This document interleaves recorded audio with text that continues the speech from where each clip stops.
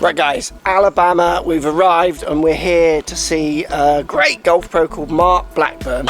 Works a lot with tour players. He's here, based at Greystone Country Club. He's got some cool tech in here as well. We're going to look a little bit about trying to change a few things in your golf swing, a few series of teaching lessons. Hope you get something from this. Let's go meet Mark.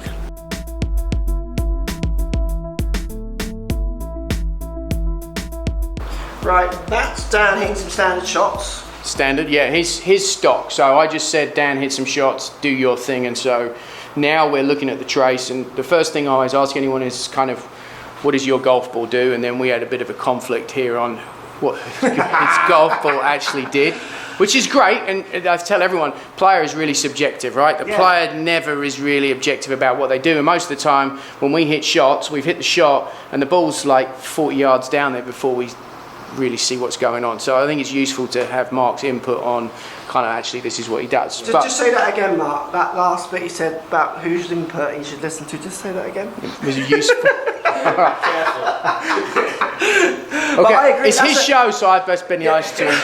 But I agree with you, and I think that's a really interesting point. As in, lots of golfers, when you stand behind them and watch them play, what they say they've seen, they've hit. Like sometimes you'll think that's not what that ball did. They're bringing their preconceptions 100%. So much to the table. Which, as a coach, I'm sure you agree, you've got to kind of aggressively fight in the politest way possible sometimes. Do you know what I mean? Our job is to be objective or add objectivity to the player, and in Dan's case you're always going to be a little skewed on what you think happens because you're always seeing there's a second, third, the last third of the flight, right?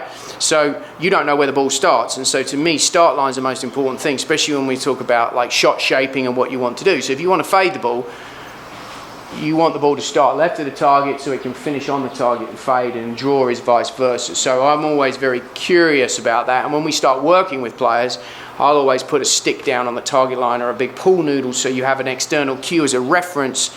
If you're orientating your body to do something, especially your lower body, if we're using ground reaction force to create shot patterns and change path, I want the external cue so you can orientate that towards something. Because most of the time you tell someone to do something, but relative to what? Yeah, good point. Yeah. So it's all about using your kinesthetic awareness, your body, to make the ball go somewhere. And good players, like yourself, don't like this. You stay away from these bad boys because everyone gets the heebie-jeebies, right? They don't like it. Yeah. So I want to focus on pivot and body feels. Well, I need to know how you can orientate the club with the body, so we need a cue for that. So start line's massive in what you do. Now, when we get into the trace... What are we seeing?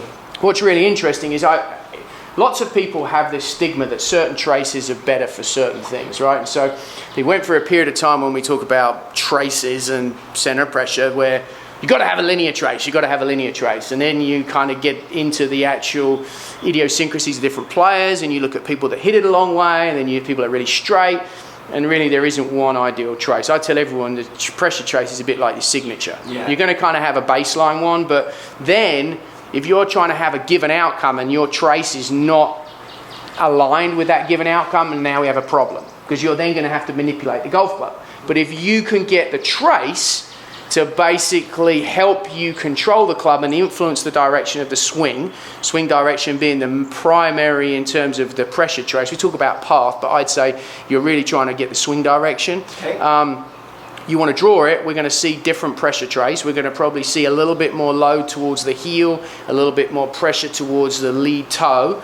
Then we kind of see some deceleration and the club will get closing. And then fades kind of the opposite, tends to load the trail toe more into the lead heel, tends to be a little bit more rotary, just as again that gets the direction more to the left and that gets the path more to left. For a right-handed golfer, that's completely vice versa if you're a lefty. So let's just put that into perspective for the viewers. So if you take a golf stance for me there, Mark, when you're talking trace, they're going to feel this as weight shift. Yeah, weight shift, yeah. So center of pressure. If you were to move all your weight onto your left lead side, you would feel that there is a big line, or the pressure is moved in a linear line to your lead vert, and it might be pushing down more, so it might expand more as we see the graphic. Absolutely, yeah. Now, you've then also got back on your heel, so and then back front onto your toe. Yep, 100%. And that trace is moving backwards and forwards, left and right, 100%. depending on and backswings and downswings. And totally, and think of it as the sum of all the vertical forces into the ground. That's your center of pressure, and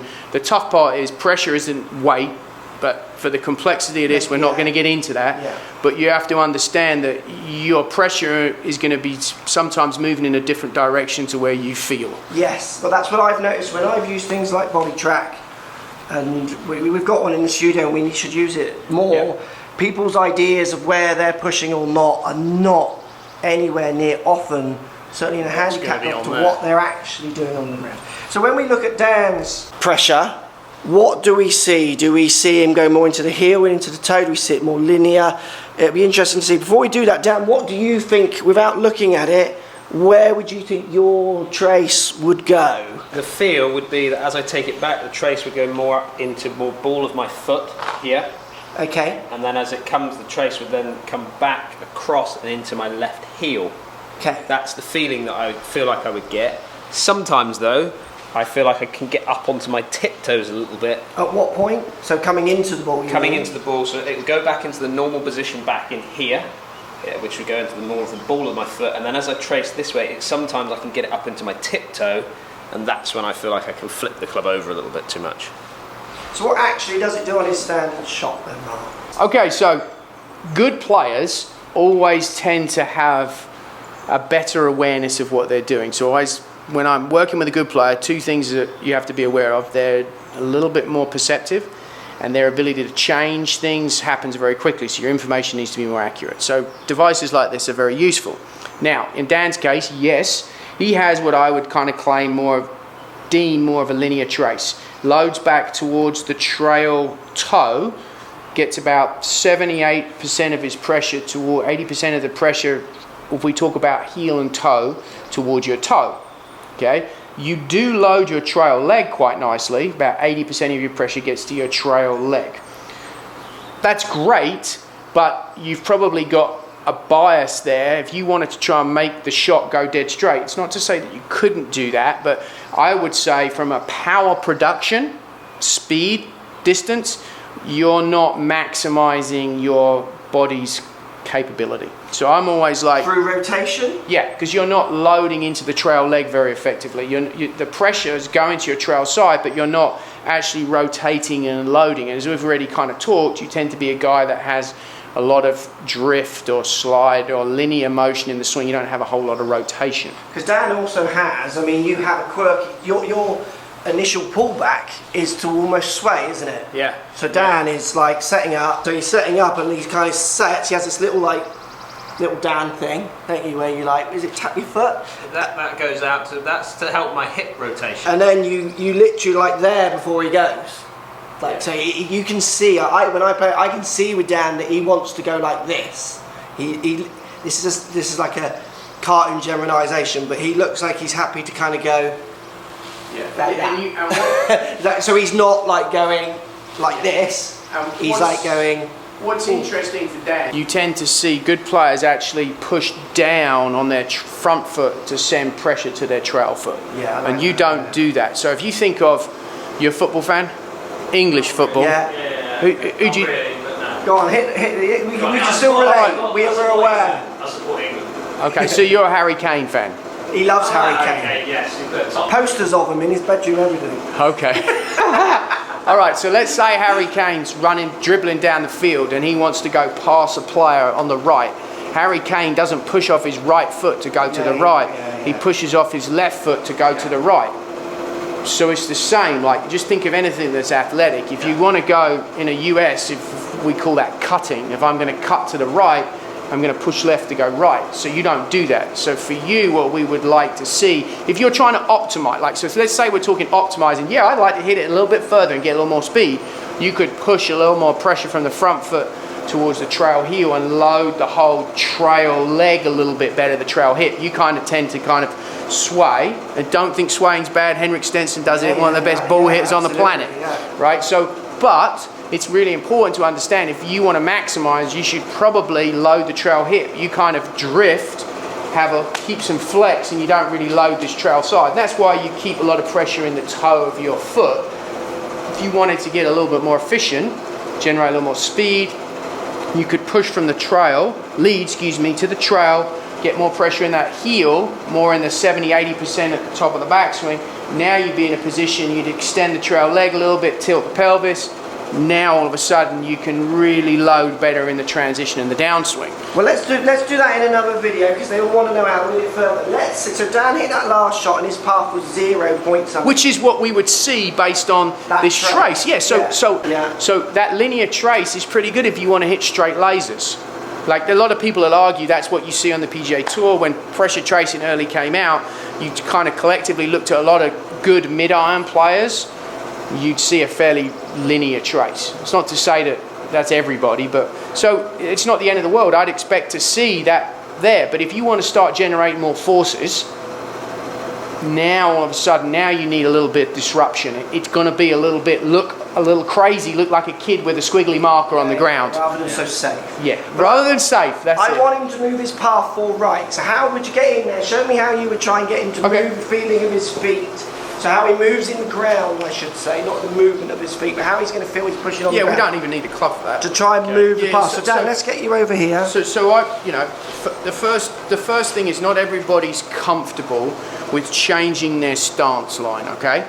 But what I'm always going to try and do is say, listen, we're going to spectrum this out a little bit. We're going to make this, we're going to start with a lot of path, and then we're going to bring it back, but I got to give you an awareness of that. So a lot of times the visual part, if you just close your stance a little bit, now all of a sudden you're going to have a better feel of me saying, all right, I want you to load into the trail heel on the way back. So much more of an awareness of, you can push from the lead toe if you like, but you're going to imagine a cross on the ground, and you're basically going to push from the lead foot into the trail heel. Now you're already a bit of a swayer, so that's okay, but you're going to should have a feeling of diagonally rolling this front foot a little bit more and pressure into the trail heel. So much as I don't mind if you feel like your trail toe, big toe, comes off the ground a little bit. Perfect. So just an awareness of this, now that's going to get you a lot more into the trail leg.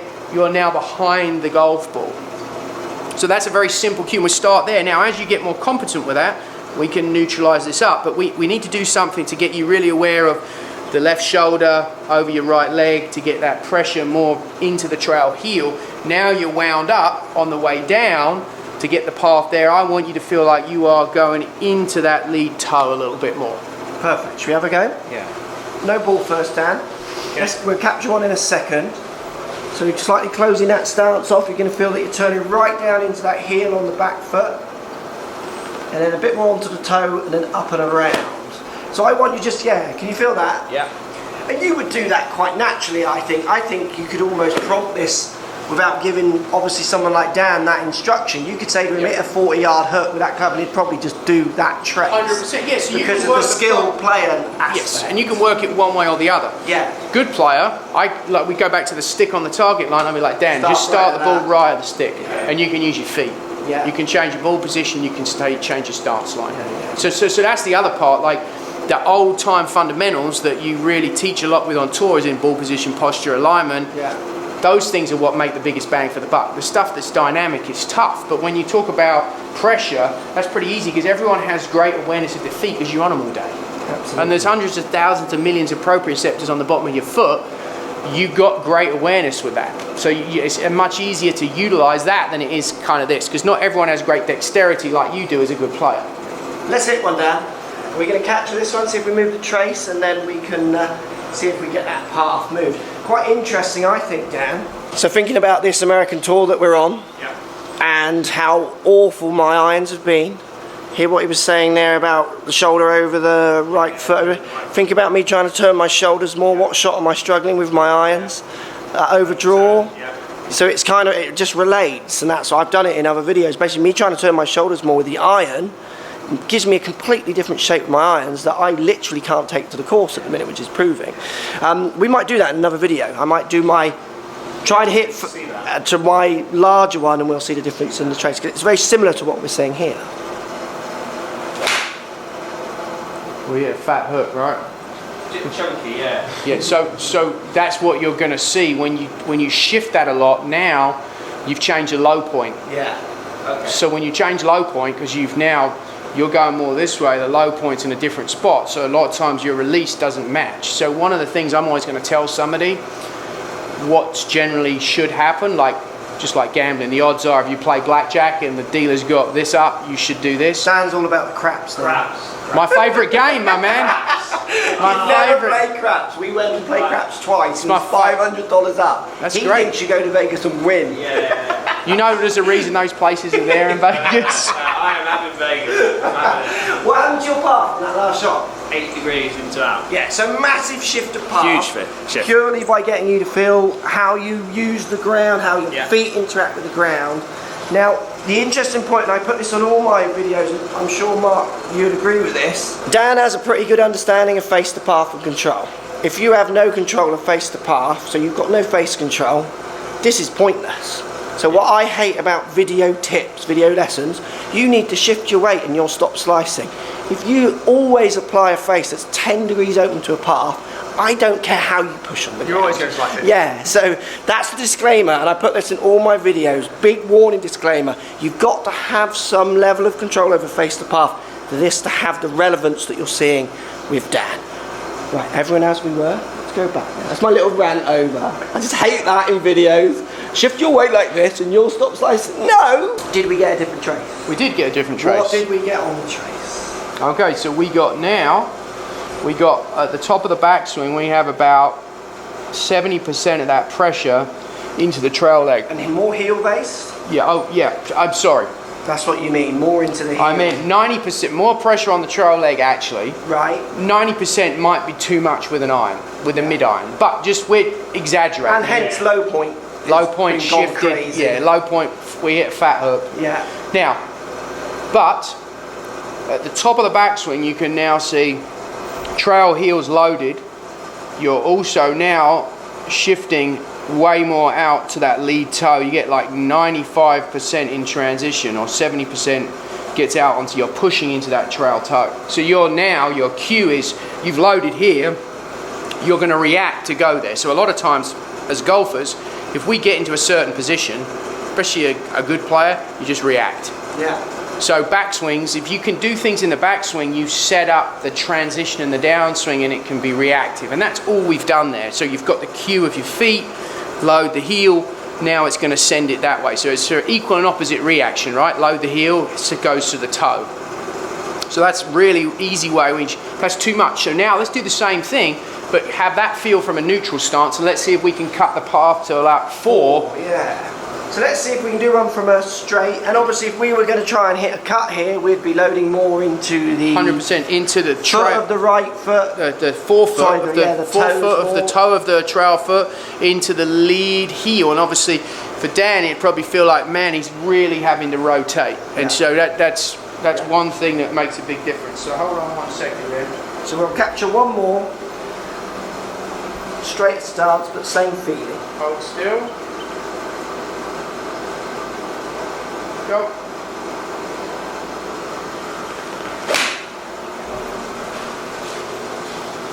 Club path. 2 degrees into out. Yeah. So much calmer. Again, so we'll see what we do with the pressure. So he's still doing a better job of loading into the trail. He's at the top, he's around 50-50 now.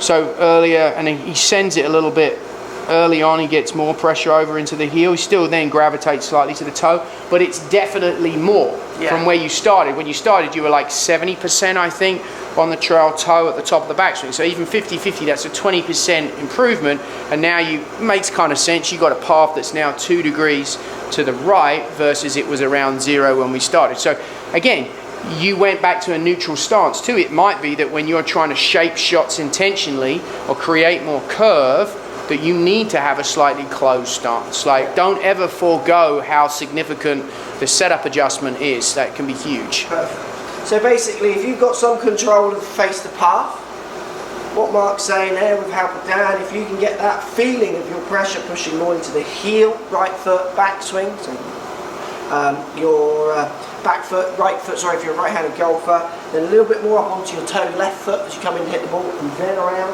you definitely will see shifts in path.